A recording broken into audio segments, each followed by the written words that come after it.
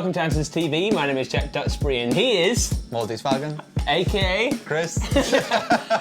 And this video is going to be going through my pedal board that was in the back of my car.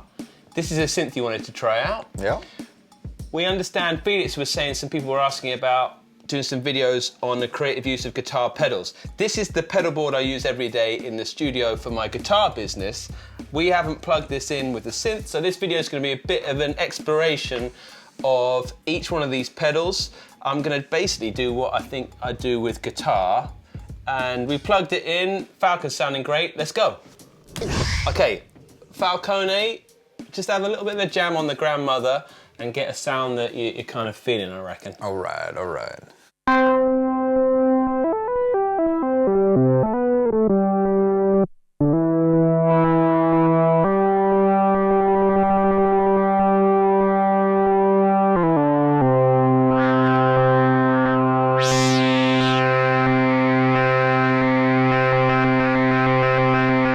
All right. Nice, so we got a sound. First off, and in line of my pedal board is the pitchfork.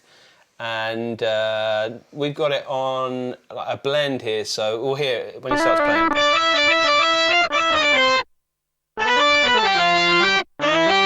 Nice. So I use that all the time for either a blended in octave, and it's polyphonic as well. We're just going to do it with a monosynth. If you like the video, let us know. Maybe we'll do it with a polysynth. Polysynth? A polysynth. Yeah, it's a new genre of synth. Not a mono or a polysynth. It's a polysynth. We've got that blend. The other thing you could do, which I'm not sure if it's of any use, is go full blend and then detune that.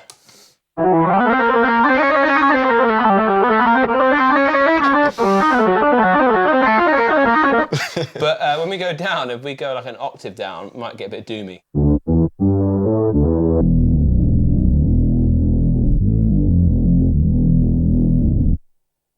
And I find this super useful on guitar because I use it as a transpose button. Yeah, basically. It just sounds amazing. It does. It does sound really good. Have you got one? Yeah, yeah, but it just does the job of transposing, but it gives you all the artifacts that you kind of want when you if you're going to transpose anyway, you know, like you would transpose a guitar an octave up without expecting all the artifacts. So it's nice. It just really does the job well. So. And one thing that I've found with these digital pedals is I've got a loop system here, and really isolated power. Underneath it, I've got a True Tone CS12, I think it is. So they're pretty finicky with power. So anyway, that is the pitchfork. Let's keep that on in that dual thing. Start shredding, man. It just gives it another character. I dig that. Yeah. Blend. And then we're into the shallow water, baby. Oh no, we're not in shallow. We're going into the SuperEgo. That's what SE plus. This one I use all the time on guitar for making my guitar sound like a keyboard. So I've no idea. Essentially, it's a posh version of the freeze pedal. Yeah. So it's going to grab audio with an attack and decay setting, and I can choose how it fades in what it's grabbed and how it fades out. But it's got this glissando feature, which when you put other notes on top, they'll gliss between. Yeah. So let's see what that sounds like. We'll have a bit of a jam for a bit. All right. Let's go.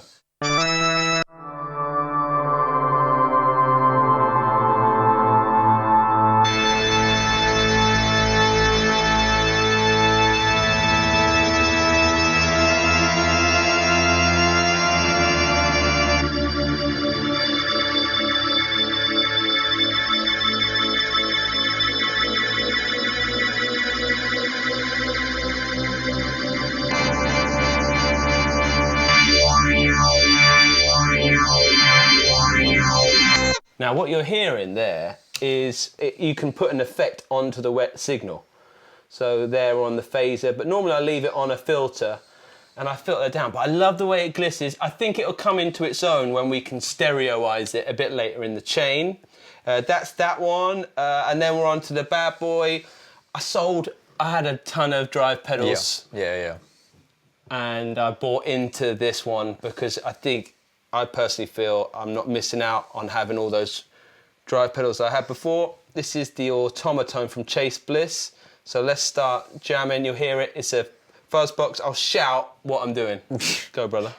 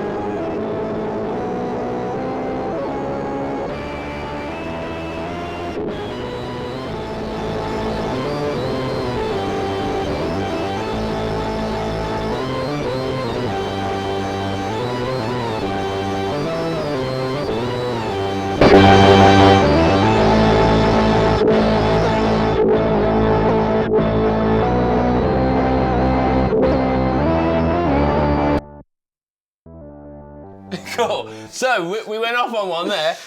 What I was doing is flicking through, turned on the fuzz on here, then turned on the mid control, took away all the bass, cranked up the mids crazy, and because I've got a dry effect blend on here, we can kind of fake that it was like a pad underneath it. Yeah. And that's what I used to do on guitar as well. Yeah, yeah. Single notes and then yeah, just so pad that's it out. just the SuperEgo now on there.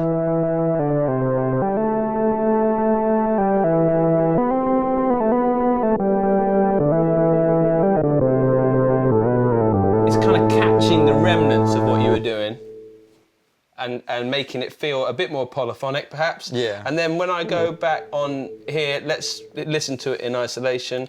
I'll go back to this patch. So this is the AUTOMATONE. Just adding gain. And I'll adjust the volume.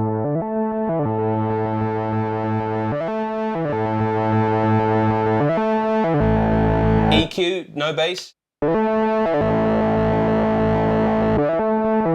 All bass, all treble. Then you can turn on the mid control and adjust that.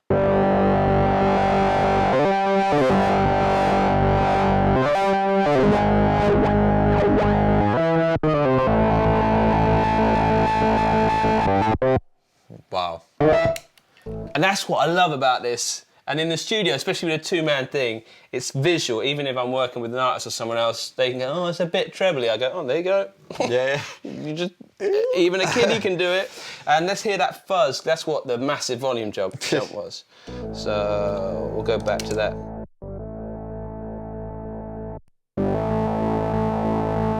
It's a preset amount of fuzz, and this is the gated fuzz. Wow. Yeah. Thick. Yeah, isn't it? And then you can EQ that after or add the drive circuit on top of that.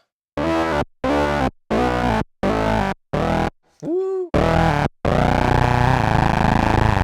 And then the other massive jump I did, I whacked on the shallow water. Let's hear that on its own.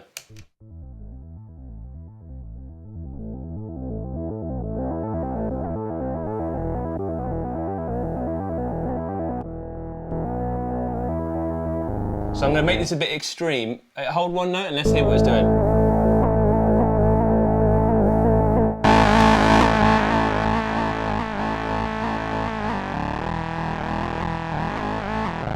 And the filter on there. Bring in the dry.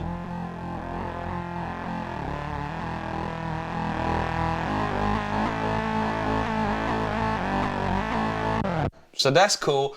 The shallow water, I bet we did a video with a piano. Yeah. Polyphonic stuff, it sounds killer. Sounds great. And it's just a bit of movement and it's like another filter. Yeah. So if you had a synth and you wanted a secondary filter, that's cool. And then we're into this weird bit that I do a lot of with, which is... This is more your section than it is my section, safe to say. Yeah, man, it's the... Because I hear a lot of what I have to do in the studio is put in a bed of ambience in. All the ear candy. Yeah, ear candy. Yeah, and I love things like Bon Iver, Daniel Lanois, Brian Eno, all that stuff.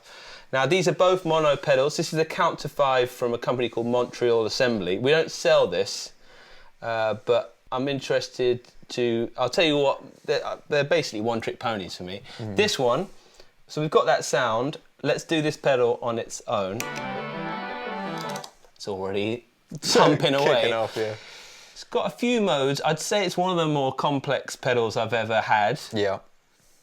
But this is where it can be a simple delay in mode 1.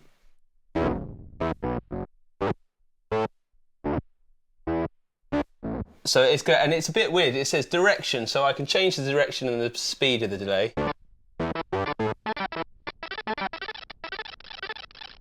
There you go. But it's also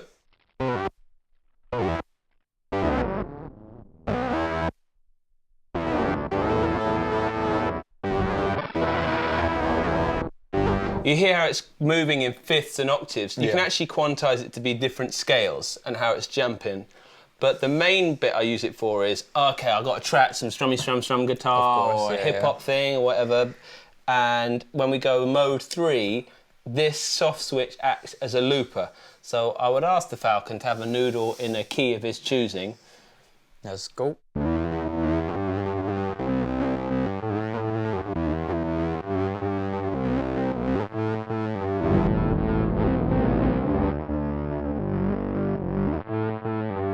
So there's the bit I grabbed from you. It's very sensitive on here, but this is quantized now in fifths and octaves, but direction as well. Exactly.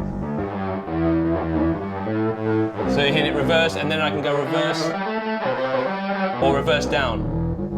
Nice. And what's cool is, I don't know what this switch does, but when I engage it, I get layer upon layer of free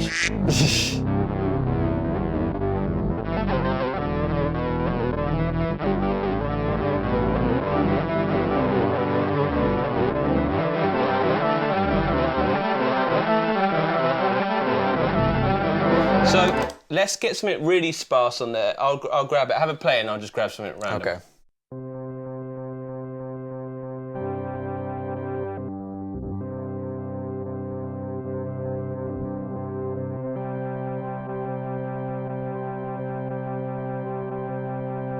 That's what we're into, right? We got single note. Just choose the key of something and get that going. Now I've got that in series with the Chase Bliss, so this is what I'll do to it now. And again, you can play over that because I've got the mix control. Yep. Nice. And we can put the fuzz maybe back on. Yeah, man. Shallow water.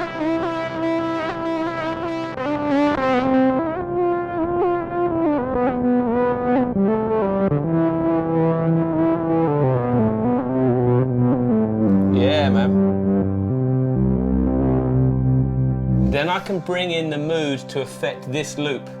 So I can either sample a bit of it on the sampling side. Let's use the stretch algorithm, have those cranked, and then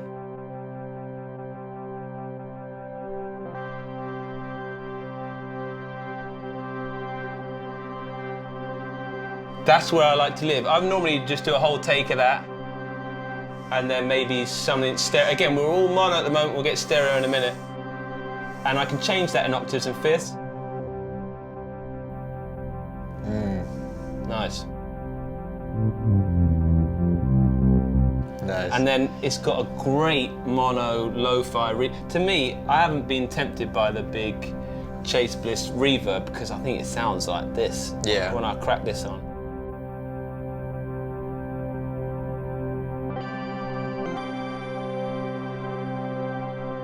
And again, I might do a take just moving that.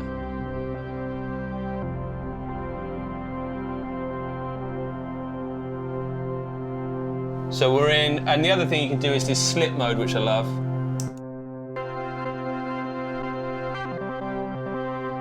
Nice. Which will essentially be octavizing that in a H3000 kind of old school way.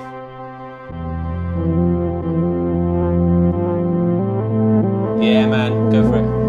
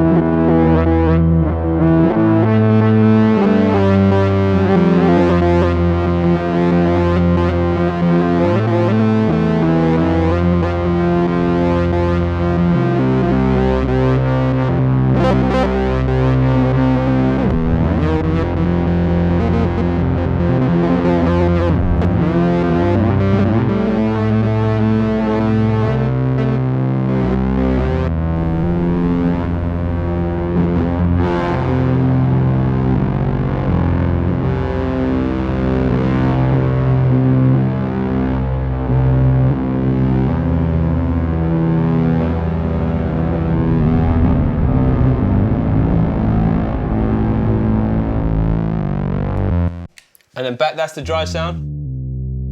So we're getting loads of colour in there, right? I know we're hoofing the volume up, but that's it. Let's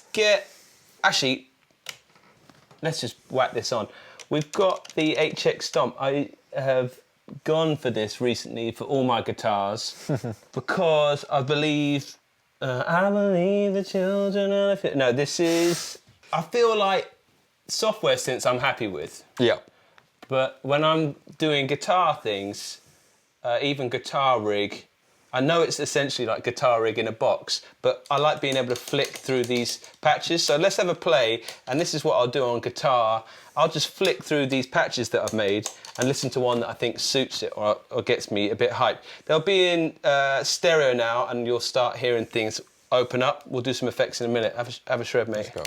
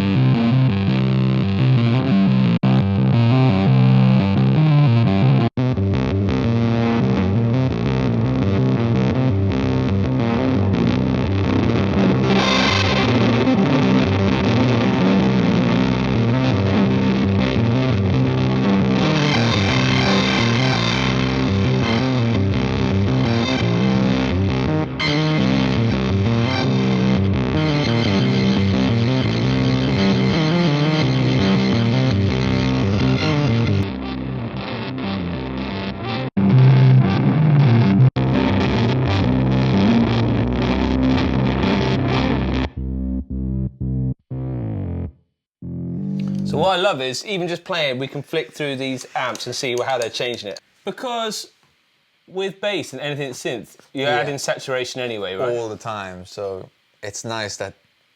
I think the main thing I'm taking out of this is adding drive to synths is a really attractive sound, you know? It can really bring a lot. So even if you just have a drive pedal laying about, you plug it into your synth, you probably get a more exciting sound than maybe something you're already used to, you know, so... And we know it's a hoof in the volume. Yeah. But one thing is that when you turn it down, if you haven't got any drive on your synth sounds, they get lost. Exactly, Especially bass. Yeah. So that's cool. But we're in this... One thing, I love this pedal, right? And on guitar, it makes so much sense. But we can flick to... I've got this indulgent switch, essentially, to flick through the presets. And we can hear just what it... So at the moment, this is the synth on its own. And let's hear... This is the brand new update as well. It only came out last week, where they've got new reverbs, which I think are a big step up. Here we go. Here we go, baby.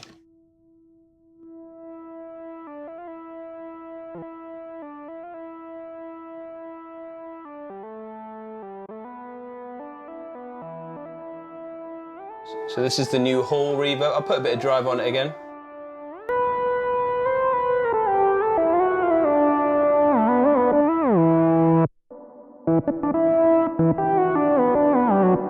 Ooh.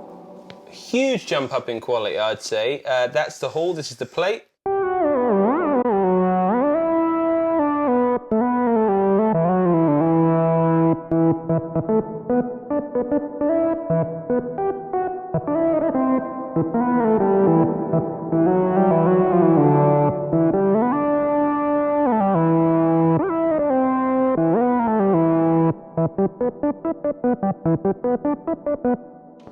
Let's put it in.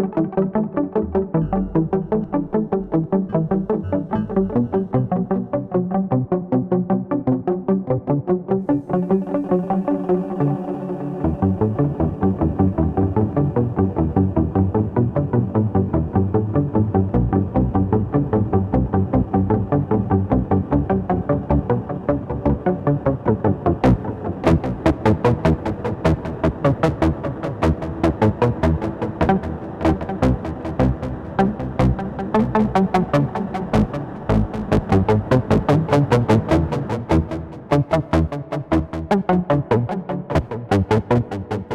man, well played. Dangerous business, isn't it? When we get to dinner, you did killer there, man. Thank you.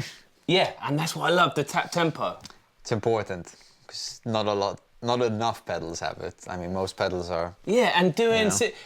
and again, when I'm on my own at home creatively, I have this at my feet because I feel I can't get these effects in a plugin. Yeah, yeah, and maybe it's even just the hands-on, you know, because if you're in a plugin, you're always like one option at a time. It's like the drive and then the treble. It's not, you can't just like get all your hands and just change it up, you know, get really dig in there basically. Because I love the Sound Toys Primal Tap. I think if you want a plugin at home that I think does those octave jumps really well, the Sound Toys Primal Tap is good. But again, you've got to automate that thing, assign it to a knob.